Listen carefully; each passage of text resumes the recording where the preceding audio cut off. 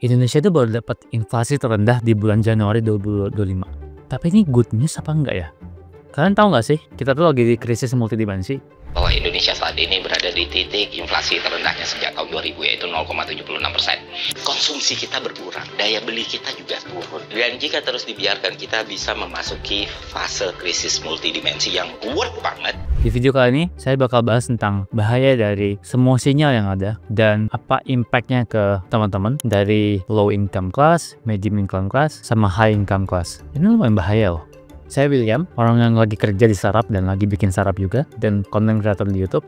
Setelah kerja lumayan lama, 9 tahun lebih, saya ngeliat banyak banget decision bisnis dan keputusan bisnis yang sangat terpengaruh oleh kondisi negara. Menurut Bank Indonesia, inflasi kita Indonesia di bulan Januari 2025 tuh inflasi terendah 1,2%. Banyak orang bilang inflasi rendah tuh bagus, artinya semuanya jadi stabil.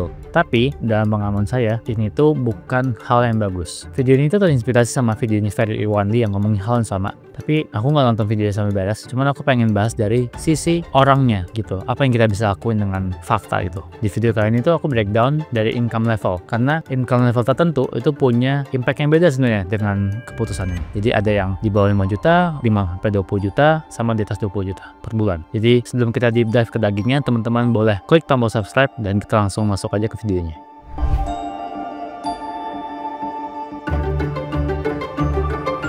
Kita selalu mikir kalau inflasi tinggi itu halnya jelek, artinya semua barang lagi mahal. Kalau gitu inflasi rendah bagus dong, harganya murah gitu. Enggak juga. Ada banyak efek yang bisa terjadi kalau inflasi kita rendah. Yes, bener mungkin harga jadi nggak semahal itu, lebih stabil, tapi nggak juga loh. Misalnya bentar lagi mau puasa dan lebaran, harga pasti naik-naik aja sih, terlepas dari inflasinya kayak gini. Tapi impact lain dari inflasi rendah itu yang lebih bahaya. Paradoks pertama, walaupun harga yang stabil, purchasing power kita tuh nggak balik. Buat teman-teman yang mungkin punya online shop, atau kerja di e-commerce, atau sering belanja di e-commerce, nyadar nggak sih 12 bulan terakhir kita tuh belanja lebih sedikit, lebih nahan. Konsumen tuh belanja lebih nahan. Mungkin belanja tapi di tanggal-tanggal diskon doang, habis itu nggak belanja lagi. Artinya apa? Artinya purchasing power kita tuh rendah gitu. Gaji itu juga naiknya dikit banget. Di perusahaan saya yang lama, saya cuma naik gaji 1,5%. Ya 1,5% mah bisa dapat apa gitu. Dan ini tuh bukan fenomena yang terjadi di perusahaan saya doang. Semua middle income class, middle income worker itu punya problem yang sama, stagnan gajinya.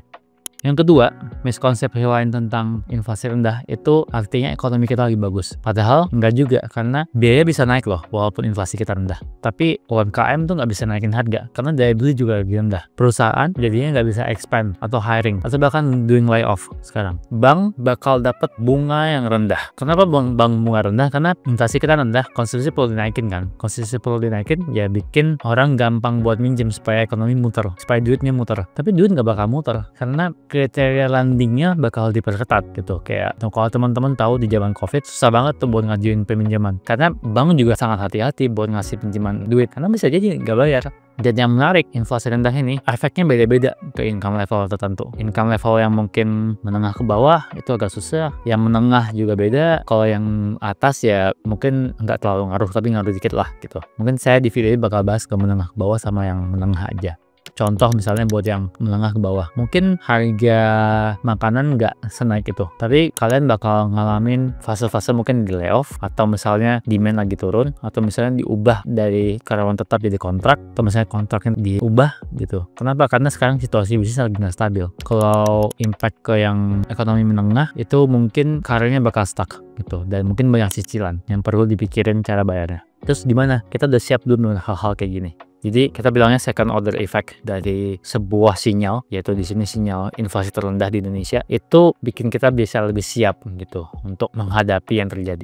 Kita coba breakdown ya, apa yang bisa kita lakuin. Mungkin kita bahas inflasi dulu buat teman-teman yang belum pernah tahu, atau misalnya mungkin dulu sempat belajar tapi nggak tahu. Inflasi itu kayak orkestra musik gitu. Inflasi itu bukan berarti tinggi banget bagus, rendah banget bagus, nggak ada posisi enaknya itu ya pas aja gitu. Kadang dari Kementerian Keuangan tuh mereka nentuin target inflasinya berapa. Makin tinggi bagus tapi ketinggian nggak bagus. Jadi mirip kayak kita dengerin musik orkestra. Kalau musiknya terlalu pelan ya kita ngerasa kayak oh ini kenapa nadanya jadi dark gini ya gitu. Tapi kalau terlalu cepat juga kayak capek juga gitu. Nah kurang lebih kayak gitu.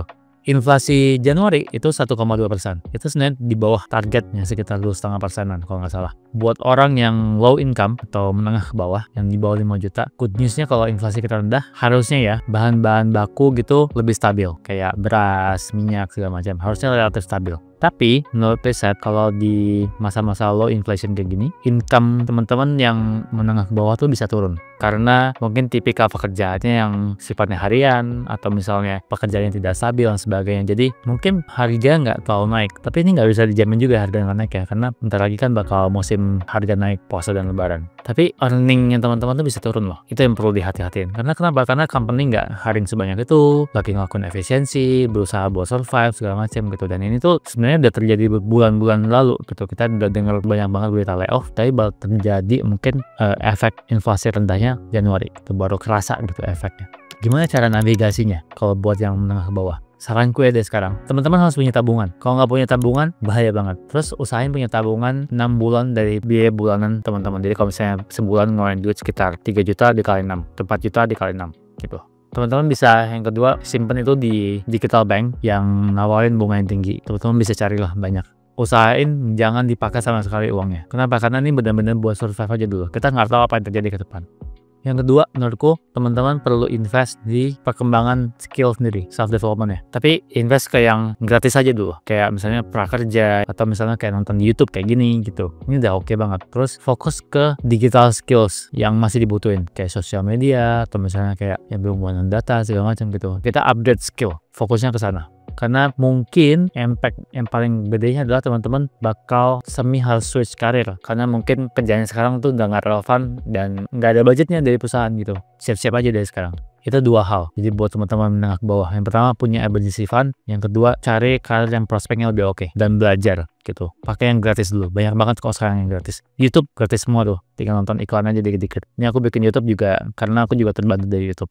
Oke, buat teman-teman yang income-nya middle, 5-20 juta sebulan. Ini bisa dibilang kayak stabil gitu. Tapi karirnya bakal slow karena orang-orang yang biasa di income segitu biasanya kerja. Yang perlu dilakukan kalau menurut saya adalah yang pertama, kalau teman-teman punya utang, rumah atau misalnya kendaraan segala macam gitu, consider buat refinancing dari sekarang. Kalau pakai bunga yang floating, coba ganti jadi bunga yang fix. Itu bisa mati banget tuh kalau pakai floating kalau di zaman yang lagi susah. Dan hindari penggunaan utang kecuali benar-benar butuh. Hindari penggunaan kartu kredit kecuali benar-benar butuh. Saya sendiri switch nih, punya kartu kredit, sekarang lebih prefer bayar pakai debit. Kartu kredit cuma dipakai buat pembelian yang perlu cicilan aja sekarang. Dan perlu coba punya investment yang lumayan oke buat jaga-jaga.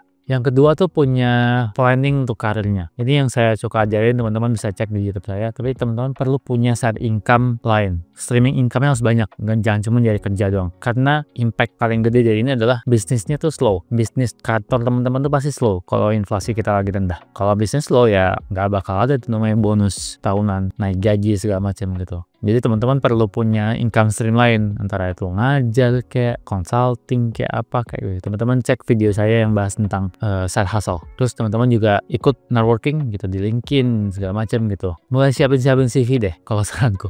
Kalau misalnya opportunity yang bagus, pindah gitu. Minimal naik dikit lah gitu gajinya. Coba bikin kayak planning jaga-jaganya gitu buat karirnya teman-teman. Karena sejujurnya aku banyak banget kalau lihat teman-teman peersku ataupun kayak timku dulu yang karirnya kayak stuck. Karena ya emang zamannya lagi nggak bagus gitu. Performance review, terus bahas kenaikan gaji, paling cuman berapa? 2%, 3%. Nggak kerasa lah gitu. Basa-basi doang. Itu mah di bawah inflasi. Untung inflasi lagi rendah ya, jadi kayak nggak ngaruh ya. Kalau teman-teman yang income-nya gede, mungkin impact yang paling kerasa adalah investmentnya nggak bakal banyak baliknya. Teman-teman mungkin perlu invest ke sesuatu yang lebih high risk untuk bisa dapat return yang oke gitu. Strategi yang aku bisa rekomend untuk semua income level, baik itu menengah ke bawah, menengah maupun menengah ke atas, terutama menengah ke bawah dan menengah sih, harus sangat hati-hati di spending. Karena kita nggak tahu ya ke depan bakal gimana. Kita perlu sangat berhati-hati. Kalau kita mau belanja tuh, biasain belanja bulk. Belanja bulk tuh belanjain banyak sekaligus pas promosi, atau misalnya pas online tuh pas angka kembar gitu. Terus kalau misalnya kita biasa beli brand yang mahal, consider buat beli brand yang mungkin lebih generik, lebih murah gitu. Nyimpen sebulan sekitar 15%, 20% tuh lumayan loh dari kita switching brand kayak gini. Terus rasanya sama, punya multiple income stream dan update skill itu berlaku buat menengah ke bawah dan menengah. Jadi jangan cuma ngandelin gaji doang, tapi kalau bisa punya yang lain juga gitu. Kayak saya ini contoh, saya punya kerjaan utama, saya punya YouTube ada beberapa, YouTube dari AdSense, YouTube dari Endorse, terus ada belajar GPT, course saya buat ngajar AI, terus kadang ada juga training buat corporate ataupun consulting. Jadi berapa tuh? 1, 2, 3, 5 kayak, atau 6. Teman-teman perlu aim mungkin punya minimal 3. Karena saat hasil kan nggak semuanya bakal jalan terus ya, perlu waktu lah gitu. Jadi kayak saya juga sama tuh gitu, kadang AdSense lagi bagus, kadang enggak, kadang Endorse ada, kadang enggak. Jadi semakin banyak bakal semakin bagus, semakin resilience lah. Ada beberapa hal yang harus dihindarin. Yang pertama, investasi itu bakal jelek dalam beberapa bulan ke depan. Jadi teman-teman jangan panik selling gitu. Terus yang kedua, hindari pembelian yang luxury walaupun harganya terlihat stabil. Luxury dan mahal, mungkin kayak rumah gitu yang bukan rumah tinggal ya. Misalnya kayak kendaraan segala macam, walaupun harganya kayak stabil atau cenderung turun. Karena kita perlu jaga-jaga juga nih kondisi keuangan teman-teman oke atau enggak. Dan jangan stop belajar dan upskill diri sendiri walaupun job marketnya lagi susah, karena company bakal tetap butuh orang-orang yang bisa update skillnya. Dan kalau teman-teman bisa update skill, itu bakal tetap dicari gitu. Masa-masa inflasi rendah kayak gini tuh masa-masa yang penting buat kita untuk bangun fondasi finansial yang kuat. Jadi jangan terlalu pikirin kayak return atau misalnya kita ngelakuin ini impactnya apa gitu, tapi kita punya fondasi yang kuat yang bisa bertahan dari badai ekonomi apapun, mau bagus maupun jelek. Karena kalau kita punya habit kayak gini, ekonomi bagus ya kita bakal lebih bagus lagi.